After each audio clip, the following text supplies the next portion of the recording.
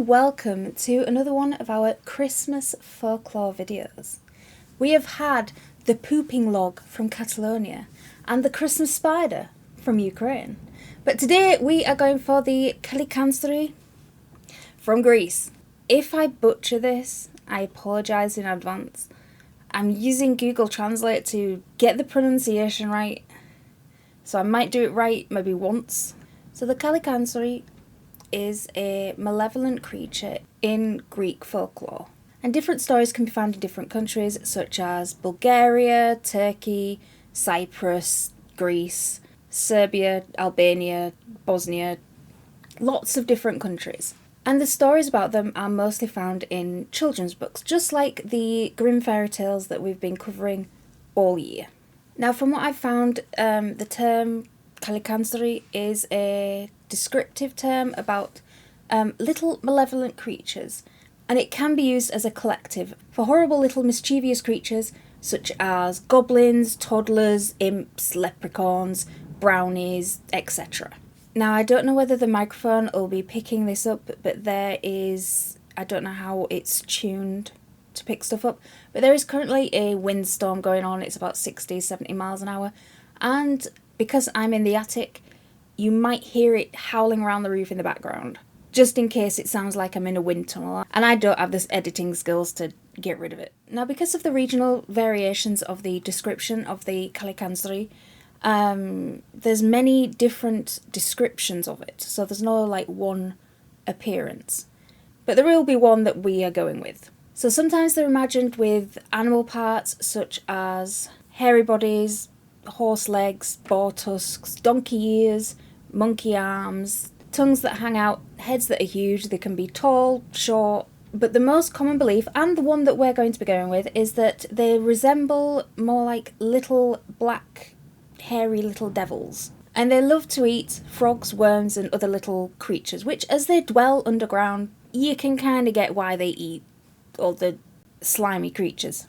Now, like I said, Kallikantzaroi are supposed to dwell underground, but they come up to the surface during the 12 days of Christmas, so that's from the 25th of December to the 6th of January, or from the winter solstice for an entire fortnight. And during this time it's believed that the sun ceases its seasonal movements and stays in place for 2 weeks. Now, according to some of the legends that I've found, any child born within this window from the 25th of December to the 6th of January was in danger of actually turning in to a Kallikantzaroi as soon as they hit adulthood. And it was believed, according to these legends, that the way to prevent this, the antidote for this happening, was to bind the baby in tresses of either garlic or straw, or to singe the child's toenails.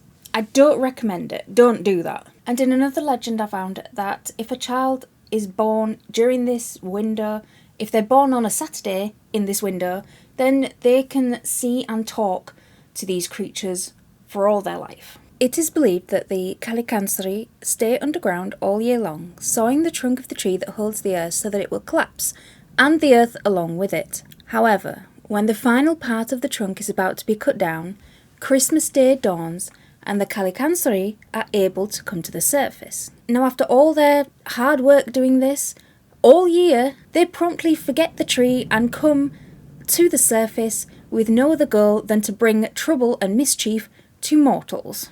And honestly, most people aspire to be that petty. And having served 12 years in retail, and I can tell you, with the general public being how most of them are, to work all year and then have a window of opportunity for 2 weeks to come and cause them utmost mischief, I get it.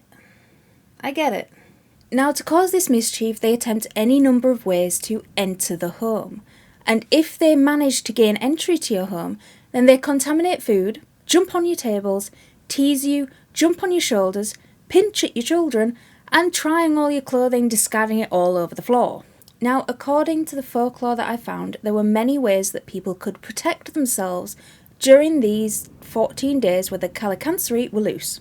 Now, one such method was to leave a colander on their doorstep to trick the visiting little creatures, because it was believed that since they could not count above 2, because 3 was believed to be a holy number, and by pronouncing it, the Kallikantzaroi would supposedly kill itself, The Kallikantzaroi would sit at the doorstep all night, counting each hole of the colander in twos until the sun rose and it was forced again into hiding. Now another supposed method of protection from these little creatures was to leave the thick Yule log burning in the fireplace all day and all night for the full 12 days, so that they could not enter through the chimney. Now in other areas, in other legends, people would throw foul-smelling shoes into the fire, as the stench was believed to repel the little creatures, forcing them to stay away. Now this could also work with relatives that you don't want coming around your house. You could throw a few shoes on the fire. I'm not saying it's going to work. If they're being annoying, then it might be something to try. Additional ways to keep them away included marking one's door with a charcoal cross on Christmas Eve and burning incense as well on Christmas Eve and Christmas morning. Now with all those protections in place, there are forms of appeasing these little creatures so they make no attempt to enter your house and cause chaos at all. You can leave cakes and treats and things for them on tables, but if you've already blocked them from coming in the house, how are they going to see it? Or it might just be that the thought that counts.